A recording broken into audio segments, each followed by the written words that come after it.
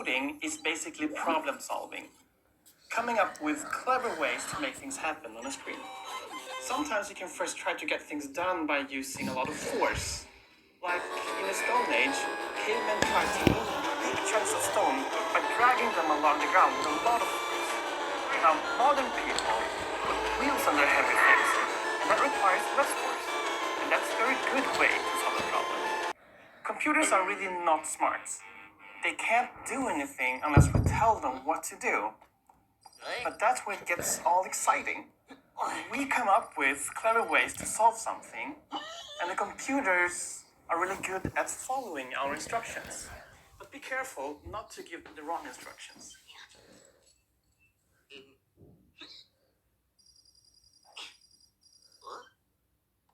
And with games, we have many clever things we must figure out.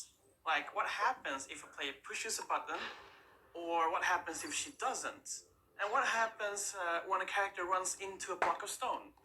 Can we guess what the player will do in advance and prepare for it? So why is making games just as fun as playing them? Because it is really clever problem solving.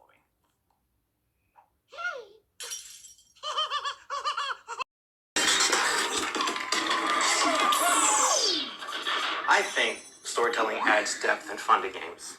When we know a little bit more about the characters, playing games makes more sense. Or it's just that much more fun. Like the small story of the bad piggies stealing the eggs and therefore the birds being angry. So now it makes perfect sense shooting birds from a slingshot at the piggies and crushing all kinds of stuff at the same time, especially when we know why they're doing it. That is called motivation. The piggies' motivation is that they're hungry. That's why they want to steal the eggs, and the birds want to get their eggs back. When we know the motivation, many other things come easily to imagine. Also, another important thing is the goal. As a player, you want to know, what is your goal? In the Angry Birds, the goal is to get the eggs back by defeating the pigs. So storytelling is a fine art of adding important information to make the game feel more interesting and get the player to understand and want the right things. If we are successful, you will want to know what happened. Did you win? Did the pigs manage to steal the eggs? And it seems that the answer is...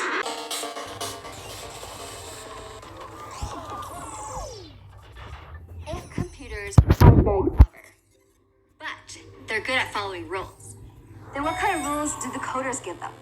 A simple way of telling the computer what to do is to give them instructions. These are what we call conditionals. That's basically letting it know that if something is true, do this, and if not, do something else. That way, the computer always knows what to do next.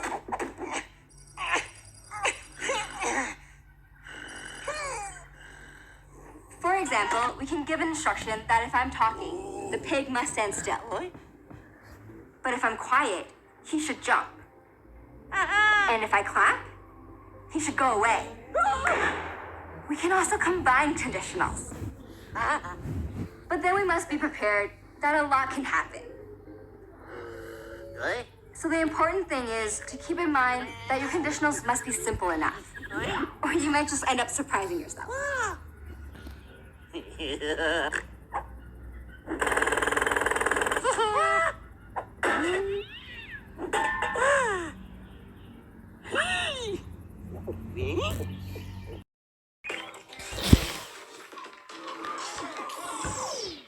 Games would be far less exciting without sound design. Even though what happens on screen takes our attention, the sounds amplify the experience. Even the simplest of games have music, and the music can make the game more fun in various ways. It can create a feeling of busyness,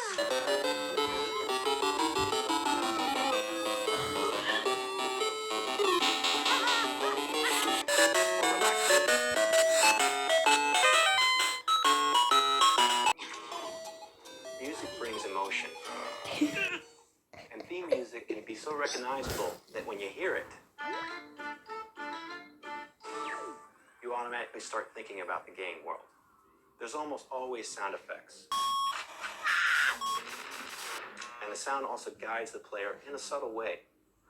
Like when you press a button, you don't actually press a button, but just touch a point on the screen. The button makes a clicking sound, and there is a small animation. And sounds create atmosphere.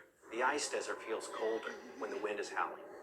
Or this little sound makes it feel really hot. If you listen carefully, there are all kinds of sounds in a game. Let's take an example. First you pull the slingshot.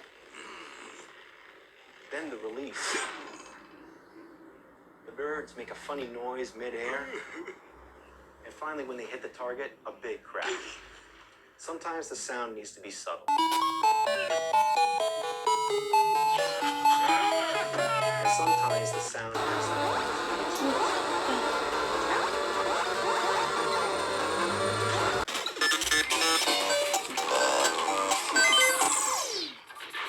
There are many things to calculate when coding games, so knowing a little bit of math is pretty important.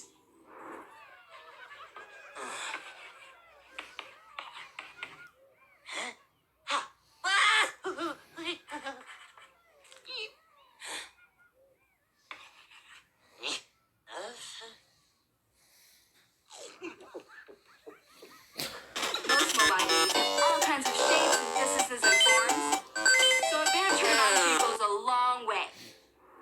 And of course, there's forward movement, so understanding speeds and distances can come in handy. For instance, if we want to launch a piggy into space, we need to know the starting point and end point of where the piggy will land.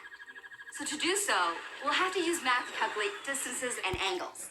Math can help us with a lot of things in coding. Behind the scenes, we instruct computers to carry out all kinds of calculations, such as the speed in which a car is moving, or the probability that you'll get 2 bad piggies in a draw. And of course, there's scoring points, adding and occasionally subtracting to a score, multiplying and dividing. So there are uses for all kinds of math.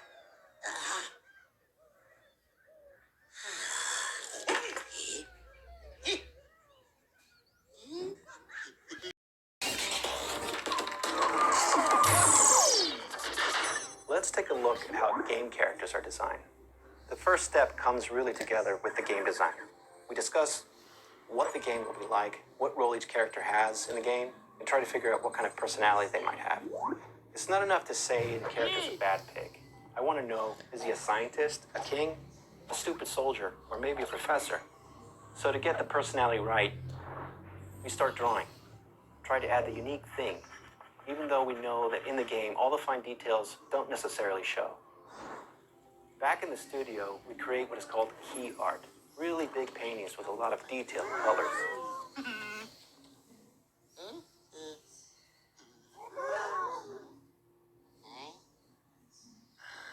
And here's the secret. If we know why Professor Big has certain character traits, we can take something visual and make that his trademark. It can be color, shape, size, a prop like a hat or a cane.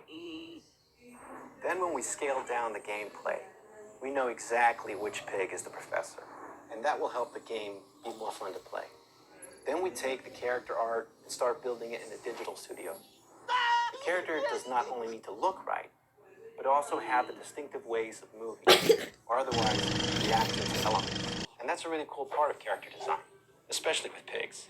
We need to think how they bend, stretch, shake at different types of funny situations.